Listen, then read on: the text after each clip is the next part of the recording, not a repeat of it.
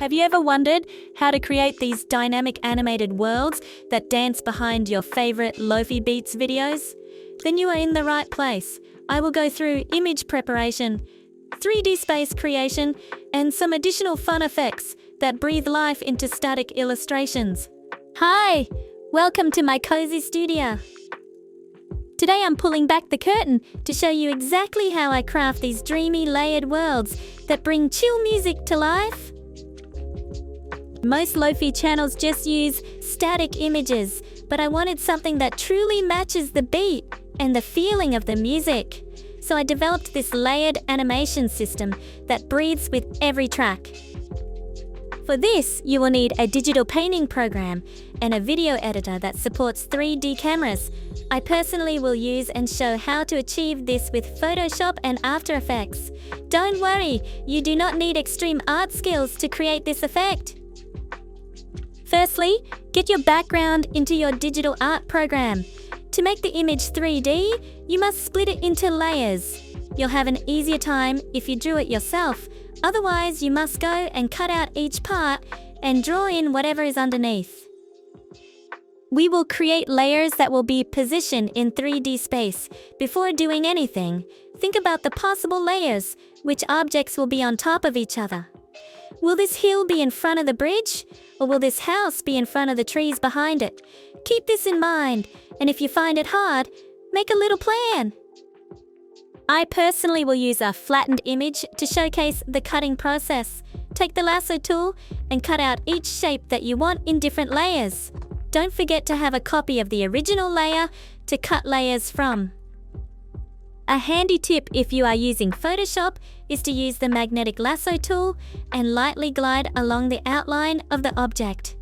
You'll save so much time instead of freehand selecting with the regular lasso tool. Another tip is to press Ctrl-J whenever you finish selecting an object. This will duplicate your selection into another layer and will make sure you do not ruin your base image.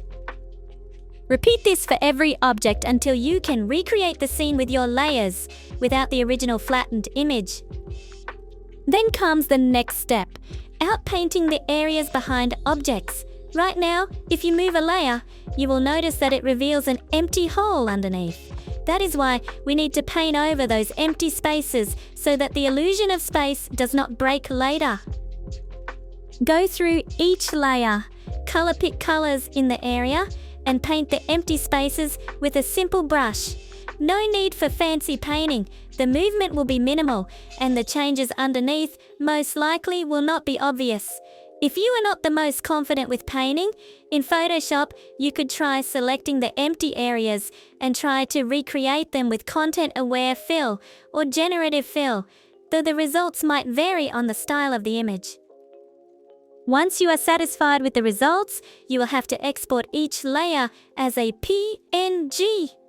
I recommend using clear naming conventions for each layer, so later you are not confused by which layer comes on top. Don't forget to hide other layers when exporting. The main point is that we will position these layers in 3D, and it should create an illusion of space whenever you move the camera. Once all of your layers are exported, it is time to move on to your video editing software, in my case, After Effects. Create a new project and import all of your layers. Create a new composition and set the time frame to around a minute. It will depend on how much action you want in the scene. The slower, the longer the composition. Drag the layers into the timeline and sort them. Layers in the back will be the lowest in the list, and those that are on top must be higher. Add a default camera to the layer stack as well. Now we will convert the scene into 3D. Take all of the layers and toggle the 3D mode for them. Nothing happened for now because all of the layers are still on the same depth. Let's switch to a double view, which will help us to see how our scene looks in 3D and 2D. In the 3D viewer, you can use gizmo tools to move the layers. Leave the middle ground layer to be where it was originally. Instead, take the layers that should be behind it and move them back. I do the same for the layers in front, but I move them forward. It might look weird when you do it, as the object sizes will change in perspective, but we will fix it soon. Just to see a preview, go to your camera and move it around a little bit. Use these parameters or the orbit tool. Do you see how there is a depth effect in the scene? We are getting there. Now, to fix the weird scaling, I would go through the scale parameters of the layers and scale it up a bit. You might notice that if you move your camera to the sides, you'll see the black background peeking out. That is why I would also urge you to move the objects that are on the sides outwards so that the black background is covered. This will depend on the situation. If you are planning on slight camera movements, the background might not even peek out at all. Once you've done that, you can take the camera and keyframe the starting position. Move the time marker a little bit and adjust the camera view. Do this for the whole timeline. This will animate the camera movement. If you are like me and find keyframes a little difficult, you can also do the same with the orbit tool. Our base scene is done. Look at the space. But if you want to add even more life to it, here are some additional workflows. If you want to have trees swaying in the wind, I recommend the puppet tool. Select the layer with a tree, take the puppet tool, mark the base of the tree or parts that you do not want to move. This will make sure that when you move other pins, the rest of the tree does not move. Next step is to put pins on the leaf crown that will sway in the wind. I prefer to put less pins, so it linearly influences more of the crown. Then there are two ways to move this. Either animate it the keyframe way or by moving it real time. The first option is to go to frame 0. Select the pin you want to move and hit U on the keyboard. A keyframe should appear in the timeline. Move the time marker and move the pin to the desired place. I would recommend this to those who have animation experience and know how to handle keyframes. I personally always end up with unnatural movement with this technique. Another way is to, again, go to frame 0 and take the pin you want to move. When holding the control button, move the pin in the nature that you want the tree to move. You'll notice that the time starts going, and you're actually animating the branch in real time. It might take a couple of tries, but I find this much more intuitive and faster than regular keyframing. If you want your animation to loop, copy your first keyframe and paste it at the end of the timeline. Voila, perfect loop. If you are comfortable with it, I would still recommend going over the automatically created keyframes and adjust some of the curves. The automatic animation is handy but not perfect. If you feel like you are too fast or too slow when moving the pin, you can adjust the speed right here. Repeat this for the objects you want to move. And would you look at that? Our scene looks even more cozy. Another thing you can do to breathe more life into it is to animate the clouds passing by. For this, you will have to get back to your digital painting program.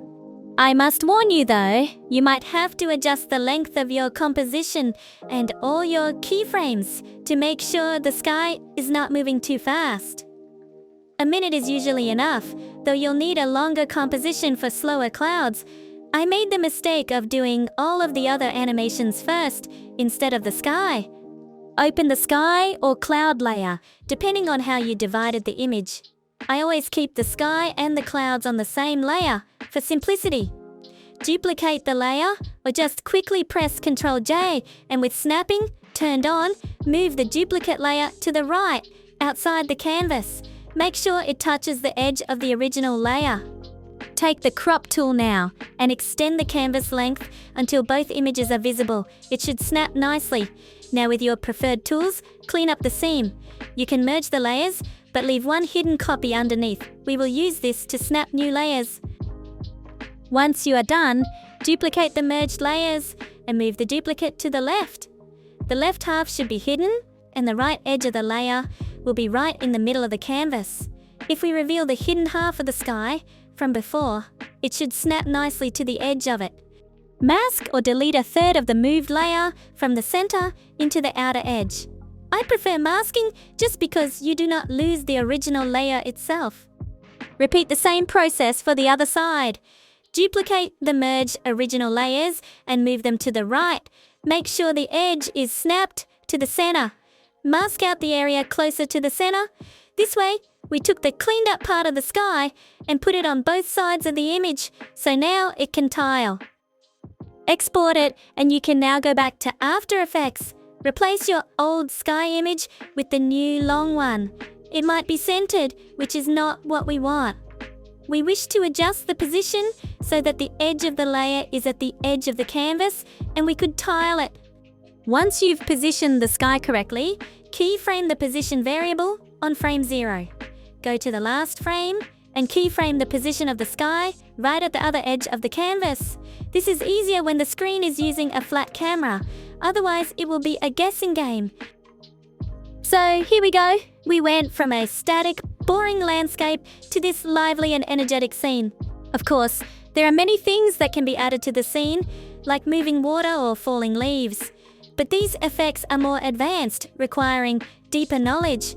I wanted to leave this video as beginner-friendly. Hopefully you found this video interesting. I would love to see what animations you come up with. Do not be afraid to share them down below. If you are curious how my own scenes look like using this method, check out my previous videos. And hey, if you are searching for chill lo-fi beats made by your friend Tanuki, stick around as well. I am sure you will find something matching your tastes. Thank you for watching. Leave a like if it helped. Have a nice week.